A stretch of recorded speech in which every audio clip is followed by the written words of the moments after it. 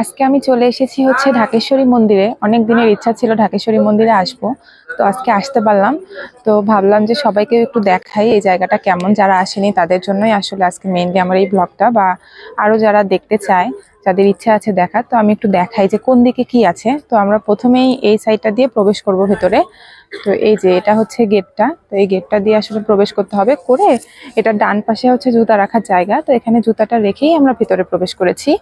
করার পরে একদম সোজা তাকালে এই যে এই মন্দিরটা, এটা হচ্ছে শিব মন্দির। এই চারটা এটাতে কি বলে আমি জানি না, স্তম্ভ টাইপের কিছু একটা, এটার মধ্যে আসলে চারটা শিব ঠাকুর আছে। পরে ডিটেলসে দেখে আমি আবার জানিয়ে দেবো কেন এখানে চারটা শিব ঠাকুর আছে।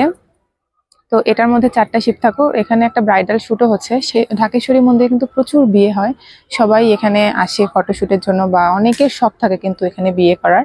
তো যাই হোক, তো ওখানে এই যে এই শিব মন্দিরগুলো, তো প্রথমে আমি এখানে দর্শন করেছি, করার পরে আমি ডান পাশে চলে এসেছি। তো এই যে এদিকে এটা হচ্ছে আসলে মেইন মন্দিরটা। এখানে হচ্ছে দুর্গা প্রতিমা বা মেইন মন্দিরগুলো আছে। এখানে সন্তোষী মা আছে, নারায়ণ শিলা আছে, অনেক কিছুই আছে। তো এটাই হচ্ছে সেই মেইন মন্দিরটা।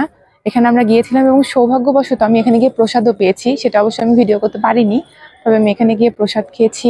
তারপরে আমি এখানে প্রণাম দিয়ে দেখা করে তারপরে আমি এসেছি যে সবাইকে একটু দেখাই, সেজন্য আমি এখন এই ভিডিওটা করছিলাম। এখানে একটা ঘন্টাও আছে, এই ঘন্টাটা বাজিয়ে তারপরে আমরা ভিতরে যাই। তো দেখাই।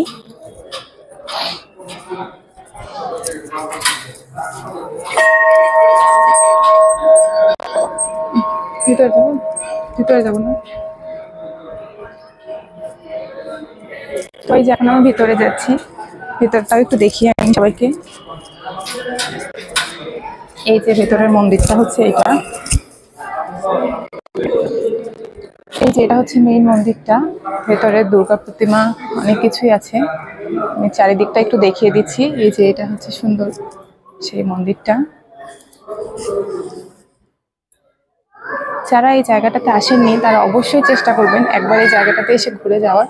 অসম্ভব সুন্দর একটা জায়গা। এই জায়গায় আসলে আসলে মনটা শান্ত হয়ে যায়, আর মনে এমনিতেই একটা ভক্তি কাজ করে। আমি এখানে অনেকক্ষণ যাবতই আছি, এত ভালো লাগছিল। আসলে সবচেয়ে ভালো লাগলো সাথে প্রসাদটা পেলাম, এটা আসলে ঈশ্বরের কৃপা ছাড়া সম্ভব না আসলে। তো আসার সাথে সাথেই আমি প্রসাদটা পেয়েছি, প্রসাদ খেয়েছি। তারপরে আমি এই জায়গাটা ঘুরছি আর ভাবলাম এই ভিডিওটা করি। তো যাই হোক, এই পর্যন্তই ছিল আজকের আমার ভিডিওটা। আজকের মতো আমি এখন চলে যাব, আরো কিছু জায়গা ঘুরবো, আর এই জায়গাতেও কিছুক্ষণ থাকবো। তো আমি এখন চলে যাচ্ছি,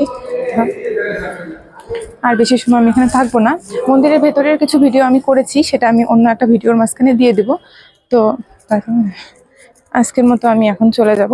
ভিডিওটা আমি আজকে এখানেই শেষ করে দিচ্ছি। টাটা।